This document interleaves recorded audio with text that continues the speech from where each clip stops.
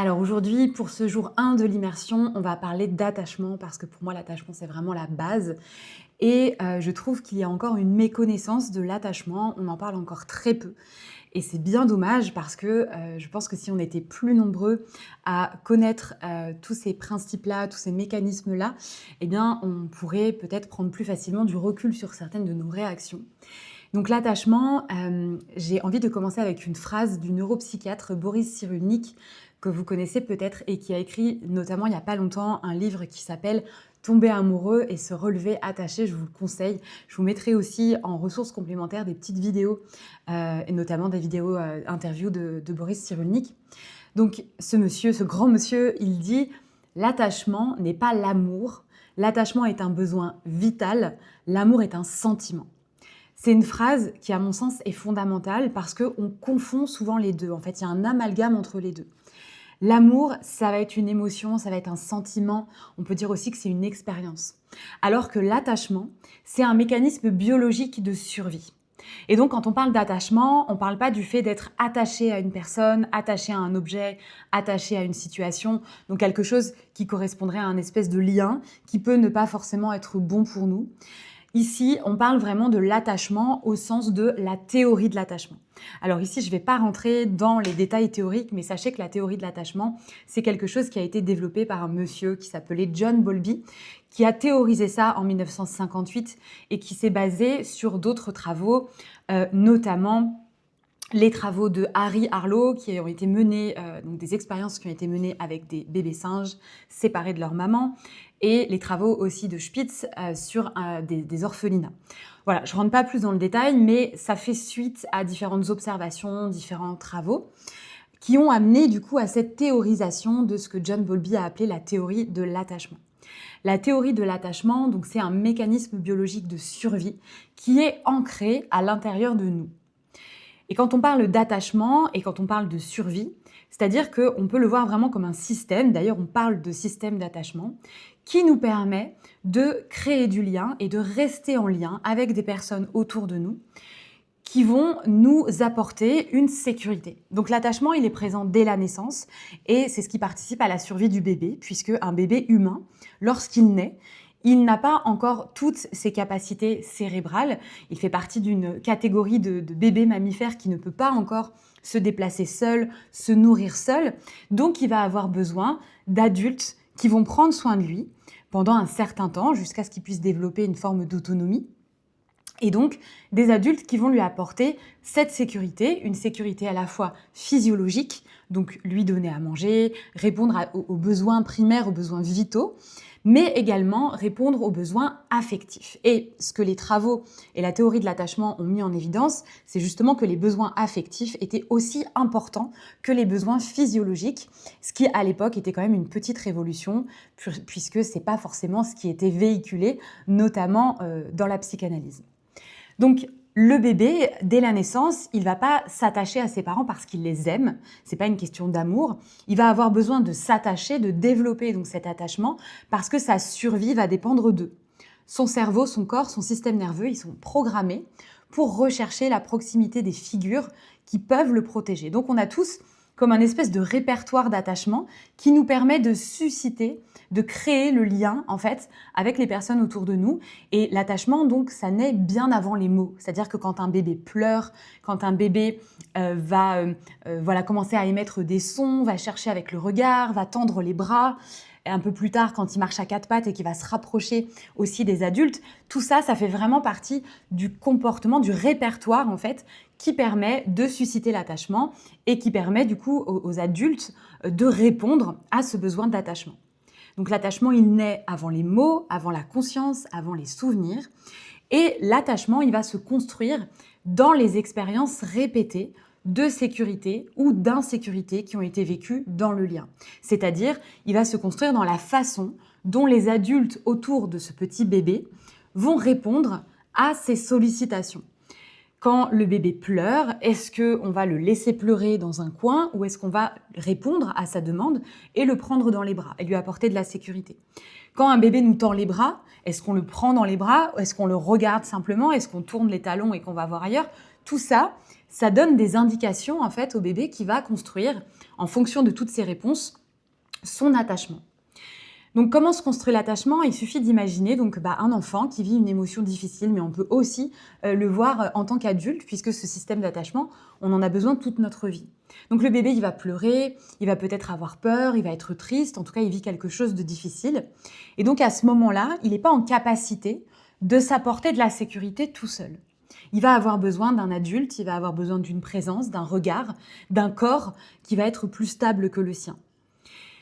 Et donc, on va à ce moment-là soit lui répondre, soit ne pas lui répondre. Et ça va lui permettre de créer des connexions finalement qui vont lui dire, voilà, est-ce que quelqu'un me répond quand j'ai besoin? Est-ce que mes émotions sont accueillies? Est-ce que je peux compter sur l'autre? Est-ce que je me sens en sécurité avec les adultes qui sont autour de moi? Et les réponses à ces questions, ça va devenir comme une espèce de carte intérieure. Une carte qu'on emporte avec nous dans nos relations adultes. Alors, il y a plusieurs styles d'attachement qui ont été mis en évidence un petit peu plus tard à travers d'autres expériences. Là aussi, je pourrais vous partager des ressources complémentaires si vous avez envie d'aller regarder parce que c'est passionnant. Mais sans rentrer dans tous les détails, on dit qu'il y a 4 grands types d'attachement. L'attachement qui va être plutôt sécure, c'est-à-dire quand l'enfant a reçu une relation suffisamment stable et surtout suffisamment prévisible, c'est-à-dire qu'on répondait à ses besoins quand il manifestait quelque chose. Donc là, ce que son système a appris, la façon dont l'attachement s'est construit, c'est que je peux compter sur l'autre, mes besoins ont de la valeur, donc moi-même j'ai de la valeur en tant que personne, et je peux demander du soutien, je peux recevoir du soutien de l'autre. Donc ça, à l'âge adulte, cette base d'attachement sécure, ça va se traduire souvent par une grande capacité à faire confiance à l'autre, à demander de l'aide, à exprimer ses besoins, à poser ses limites, à traverser les conflits sans remettre toute la relation en question parce qu'on sait que l'autre va être sécure et va répondre de manière prévisible à nos besoins. Donc vraiment selon ce qu'on a vécu dans l'enfance. C'est une sensation de sécurité intérieure et de sécurité dans le lien à l'autre. Ensuite, il y a l'attachement plutôt évitant. L'attachement évitant, c'est quand on a appris en tant qu'enfant que nos besoins émotionnels n'allaient pas forcément être accueillis, que quand on demandait du soutien, de l'aide, on n'allait pas forcément nous répondre. Donc, c'est des personnes, des enfants, et puis plus tard à l'âge adulte, qui vont développer une forte autonomie, qui vont apprendre à ne pas trop avoir besoin. Donc, on va avoir des difficultés à demander de l'aide, un besoin important d'indépendance, on peut se sentir mal à l'aise face à la vulnérabilité parce qu'on ne nous a pas appris en fait à l'accueillir, de la difficulté à recevoir, et on peut aussi avoir tendance à prendre de la distance quand l'intimité, elle augmente, parce qu'on n'est pas à l'aise avec ça. Donc, c'est une stratégie qui cache souvent la croyance de « je peux me débrouiller toute seule, tout seul, j'ai pas besoin de l'autre et finalement, je suis peut-être plus en sécurité quand je suis tout seul ».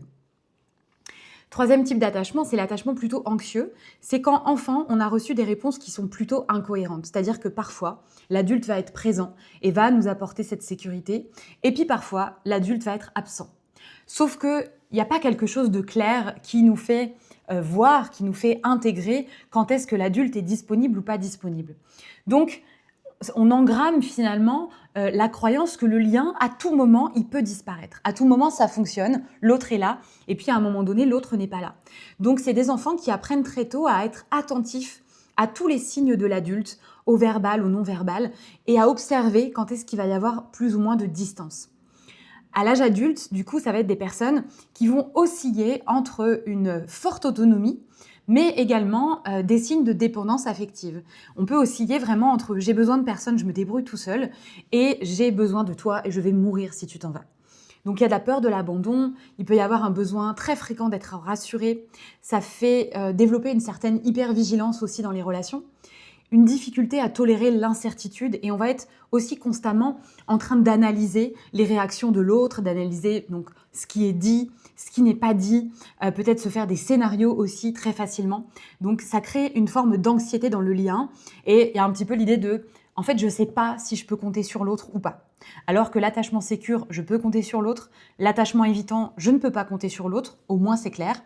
L'attachement anxieux, en fait je ne sais jamais vraiment. Et puis le dernier type d'attachement qui est, heureusement, j'ai envie de dire, le moins fréquent dans la population, c'est l'attachement désorganisé. C'est quand la figure qui est censée nous apporter de la sécurité, donc les adultes autour de nous, vont plutôt nous apporter de l'insécurité. Donc ça peut être notamment des situations de maltraitance, que ce soit physique ou verbal. En tout cas, la personne qui est censée nous apporter de la sécurité, elle va plutôt nous apporter tout le contraire, voire nous faire du mal. Donc là, on va développer aussi une très grande peur de l'abandon, une peur de l'intimité, des relations qui peuvent être vécues un peu comme des montagnes russes émotionnelles, qui peuvent être très passionnelles, un peu tout ou rien. Voilà, on est quand même dans une forme d'intensité assez haute, mais qui se calque aussi sur ce qu'on a vécu en tant qu'enfant, sur comment on a construit notre attachement. Bonne nouvelle, l'attachement peut évoluer tout au long de la vie parce qu'une fois que je vous ai dit ça, peut-être que vous vous dites « Oh là là, mais moi je me reconnais dans l'attachement anxieux ou évitant et du coup je suis foutue ». Pas du tout. En fait, ces schémas-là, oui, ça crée un petit peu la base avec laquelle on va grandir. En tout cas, en mode par défaut, on pourrait le dire de cette façon-là. La bonne nouvelle, c'est que l'attachement, les schémas d'attachement, en tout cas, ils vont bouger, mais ils vont bouger dans le lien à l'autre. C'est-à-dire qu'on ne peut pas simplement décider seul et comprendre seul, ok, maintenant je repasse à un attachement sécure. Parce que notre système d'attachement, il va avoir besoin d'expérimenter dans le lien. Il va avoir besoin de preuves. C'est pas quelque chose qui se vit dans la tête. Donc c'est dans les relations qu'on va vivre, que ce soit, encore une fois, une relation amoureuse, une relation amicale, même une relation professionnelle, donc toutes les relations. Est-ce que ces relations-là, elles vont répéter le même schéma que j'ai eu pendant l'enfance et donc elles vont me conforter là-dedans? Ou est-ce que j'ai la possibilité de vivre des relations qui vont être différentes? Ça ne veut pas dire que ça ne va pas être challengeant, puisque moi je viens avec mon style d'attachement et donc mes croyances qui vont avec. Mais comment la relation à l'autre, elle peut me montrer que quelque chose d'autre existe? C'est-à-dire que quand je vais vivre une relation qui est plutôt sécure avec une personne, que ce soit une relation longue ou même quand je vais la goûter simplement, peut-être dans un cercle de femmes, dans un espace collectif, en tout cas moi c'est ce que j'observe aussi dans mes espaces, eh bien je vais goûter à ça, je vais voir que je peux être accueillie telle que je suis, je vais voir que quand j'exprime mes émotions, on ne me rejette pas, au contraire, on va m'accueillir, on va être présent pour moi, on va être à l'écoute, etc. Eh bien tout ça, ça permet en fait d'informer mon système que ça existe, que c'est possible. Et tout comme l'attachement, donc dans l'enfance, il se construit par la répétition, donc ce qu'on va vivre le plus souvent, le modèle qu'on va avoir le plus souvent, eh bien, à l'âge adulte, c'est pareil. Alors, ça va un petit peu moins vite parce qu'au niveau neuronal, les connexions sont un petit peu moins rapides que dans l'enfance. Mais à l'âge adulte, c'est la même chose. Plus je vais vivre des relations sécures, plus je vais expérimenter, goûter à ça, plus mon système va pouvoir intégrer que ça existe et donc que je peux aussi développer, aller en tout cas ou tendre vers un style d'attachement beaucoup plus sécure que celui avec lequel j'ai grandi. Donc il n'y a absolument pas de fatalité, c'est comme tout, hein, on parlera du transgénérationnel dans les prochains jours, mais on peut venir aussi d'une famille avec énormément de traumas, énormément de blessures, etc. Il n'y a rien en fait qui ne peut pas se créer à l'inverse. Hein. Mais tout ça, ça va s'expérimenter vraiment dans le lien. C'est pas moi toute seule avec ma tête qui peut décider, ok, maintenant je fais confiance aux autres. C'est vraiment dans le corps et ça, c'est vraiment important de le comprendre. Donc c'est aussi pour ça que parfois dans certaines relations, on va avoir des réactions qui sont instinctives en fait puisqu'elles sont basées sur notre schéma d'attachement, sur l'attachement qu'on connaît. Ce qui est important de comprendre, c'est que tous ces styles d'attachement, c'est pas des défauts, c'est pas des maladies, c'est pas non plus des condamnations. D'accord, il y a pas. Alors oui, il y a un attachement, un style d'attachement plutôt sécure, et il y a des attachements, des types d'attachements qui sont plutôt insécures. C'est pas non plus l'idée de se ranger dans une case, c'est-à-dire qu'on peut avoir un peu comme des curseurs et avoir le curseur, par exemple, attachement sécure qui est très très haut, donc globalement, on est plutôt sécure dans nos relations. Et puis dans certaines de nos relations, peut-être un peu plus intimes ou avec des personnes en particulier, on va se sentir un peu plus insécure. Donc le curseur insécure, il sera monté aussi, mais peut-être un petit peu moins. Et puis inversement, peut-être que de manière générale, on se sent plutôt insécure, un attachement plutôt anxieux. Et avec certaines personnes, justement, on goûte à de l'attachement sécure. Donc, voilà, c'est pas ou tout blanc ou tout noir et l'idée c'est pas de se ranger dans des cases, c'est plutôt de pouvoir observer et observer à partir de ce type d'attachement certains de nos comportements, certaines de nos réactions, non pas pour les utiliser comme des excuses, mais pour les voir vraiment comme des adaptations intelligentes, des stratégies en fait qui ont été développées pour quand même continuer à rester en lien et se dire qu'à un moment donné de notre histoire, ces stratégies-là, elles ont probablement été les meilleures qu'on avait à disposition. Donc, il ne s'agit pas non plus de se flageller et de se dire voilà, ok, j'ai grandi avec ça et du coup, ce que j'ai fait, c'est pas bien, etc. Donc, le lien avec les mémoires relationnelles, c'est bien sûr que notre style d'attachement, il n'est pas seulement lié à notre histoire personnelle, il est influencé par les histoires relationnelles qui nous ont précédés. Les relations entre nos parents, les blessures de nos parents, de notre mère, de notre père, les modèles amoureux aussi des lignées, tout ça on le verra plus tard, les croyances. Et donc ça influence également les relations qu'on va avoir aujourd'hui, tant qu'on n'a pas posé de la lumière dessus, tant qu'on n'a pas posé de la conscience dessus.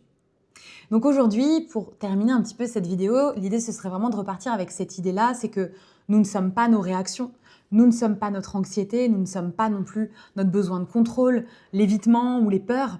Il faut voir vraiment ça comme des stratégies que le système a appris pour préserver le lien coûte que coûte. Et lorsqu'on intègre ça, lorsqu'on voit les choses de cette façon-là, on peut aussi commencer à remplacer le jugement qu'on peut avoir pour nous-mêmes par de la curiosité.